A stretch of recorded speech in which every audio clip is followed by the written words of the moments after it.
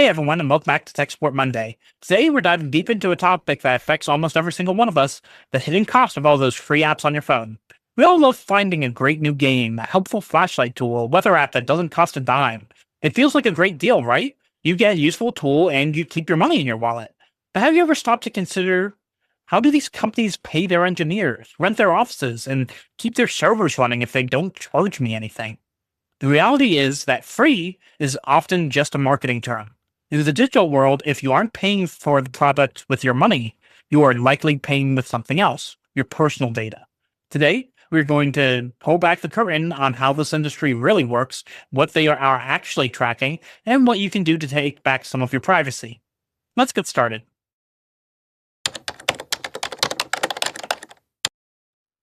So how does a free app actually make money? To understand this, we have to look at the business model. Think of it like watching television. For decades, we've watched TV shows for free because we agreed to watch commercials. The TV stations sold our attention to advertisers. Apps work in a similar way, but with a major difference. They aren't just selling your attention, they are selling information about you. There's a famous saying in the tech world, if you aren't paying for the product, you are the product. In this scenario, the app developers aren't really working for you. Their real customers are the advertisers and data brokers who want to know who you are, what you like, and where you go. The app is just the bait to get you in the door so they can gather that valuable information and then sell it to the highest bidder.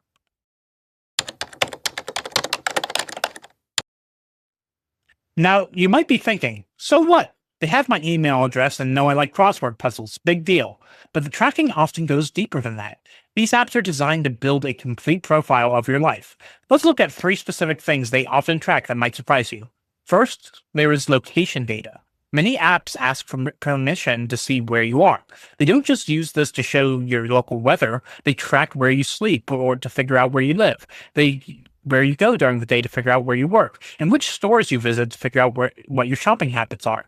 Second, they look at your contacts. Have you ever had an app ask to see your contact list to find friends?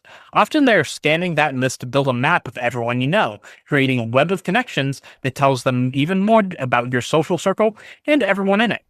And third, they track your habits. They know what time you wake up based on when you first pick up your phone. They know what other apps you have installed. They can even track how long you look at specific pictures or ads. All these tiny details are pieced together to create a digital version of you that is incredibly valuable to advertisers.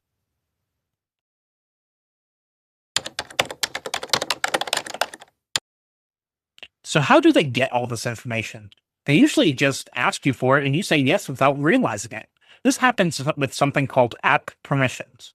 When you download a new app, it often pops up with little boxes asking for access to things on your phone. It might say, allow this app to access your photos or allow this app to access your microphone. Why we are so used to clicking allow just to get the app to work that we stop reading them. But this is where you have to be careful. I call this the Trojan horse trick. Here is a simple rule of thumb. Ask yourself, does this app really need this permission to do its job? For example, if you download a flashlight app, it needs to control your camera flash to turn the light on. That makes sense. But if that same flashlight app asks for access to your contact list or location, that's a huge red flag. Why does a flashlight need to know who your friends are? It doesn't. It only wants this information so it can sell it. If an app asks for permission for something that doesn't make sense, just say, don't allow.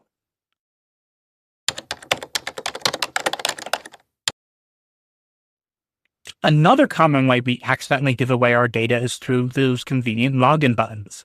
You've definitely seen them. You open a new app and instead of creating a new username and password, it gives you a button that says login with Facebook or login with Google. It's super tempting to click that button because it saves time, but here is what is actually happening. When you click that button, you are building a bridge between that new app and your social media account. You are effectively letting them swap information about you. The new app gets your profile details, and your social media company gets to see exactly what you're doing with this new app.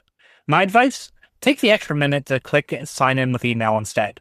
It might take a little longer to type in your address and create a password, but it keeps your accounts separate. It prevents one company from knowing everything about you. If you have an iPhone, look for a sign in with Apple button. It's also great, as it hides your real email address from the app developers.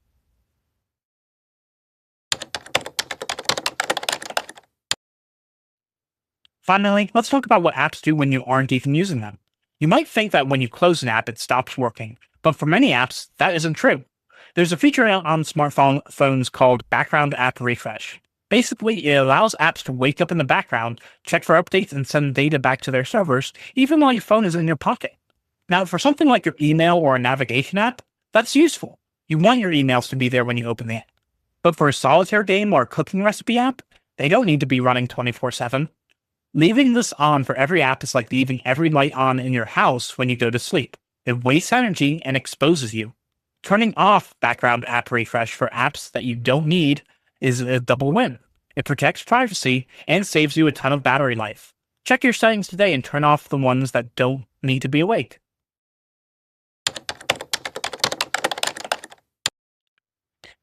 Now, let's look at one of the biggest culprits of data tracking that we're all guilty of: the zombie apps. We've all done it. You're at the airport and you say you download the airlines app. You go to a restaurant that requires a QR code scanner to see the menu. You download a game to keep the grandkids entertained for 20 minutes. But once that moment passes, we forget about them. We leave them on our phones and they become zombies. They sit there in the background, lifeless to you, but very much alive when it comes to collecting your data.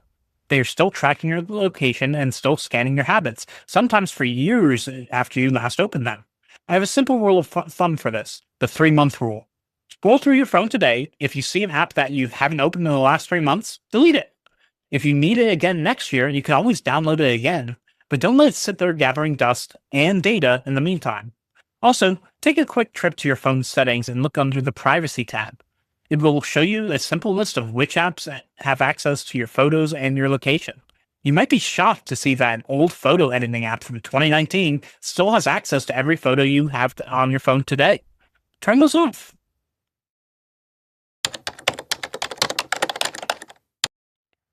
Hi, Brenda. That is a great question. While paying for an app usually means they rely less on ads and therefore less on tracking, it isn't a 100% guarantee.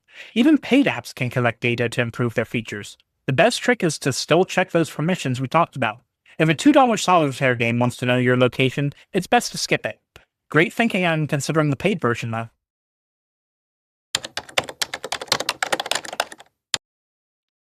You're spot on, Marcus. This absolutely applies to smart TVs, especially the very affordable ones.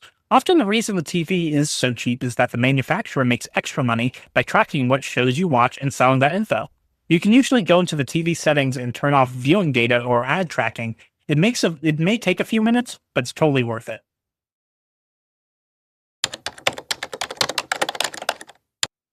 That is such an important distinction, Elena.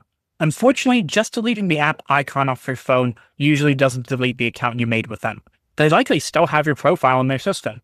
If you want to be totally clear, you usually have to go into the app settings and find a delete account button before you remove the app from your phone. It's an extra step, but it closes the door completely, but it also doesn't delete the data they've already collected on you.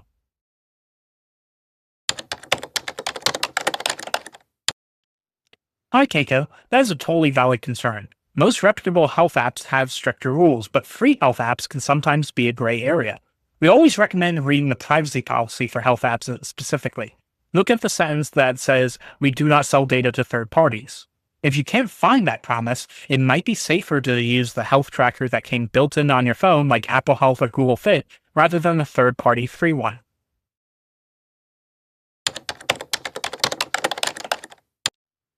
Hey Bill, turning off tracking won't stop ads from appearing. It just means that the ads will be less specific to you.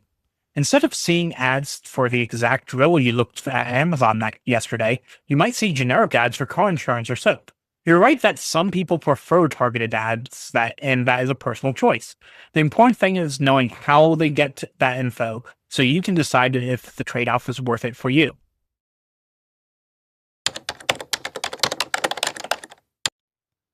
Hi, Sarah. Please don't be scared. Not all free apps are bad, and not all tracking is malicious. Many developers are honest and just use the data to fix bugs or make the app run smoother. The goal here isn't to make you delete everything, but to help you be aware. If you love your recipe app and it only asks for permission to see your screen so it doesn't turn off while you cook, that is totally fine. Just trust your gut. If a calculator asks for your contacts, that is when you should start being suspicious.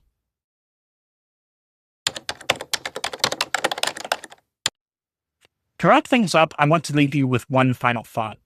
We talked a lot today about tracking and data, and it can feel a little overwhelming. You might be sitting there thinking, you know what? I honestly don't care if Facebook knows what shows I watch on Netflix, or if Amazon knows what my favorite snack food is. And that's totally fair. We all trade some privacy for convenience every day. The goal of this video isn't to make you paranoid or make you throw your smartphone into the ocean. The goal is awareness. Even if you don't mind tracking, you deserve to know how it happens. You deserve to know when you see a free price tag, a transaction is still taking place. Understanding that these companies are building a profile on you is the major first step in protecting yourself. Once you know the game that you're playing, you get to decide if you want to play along.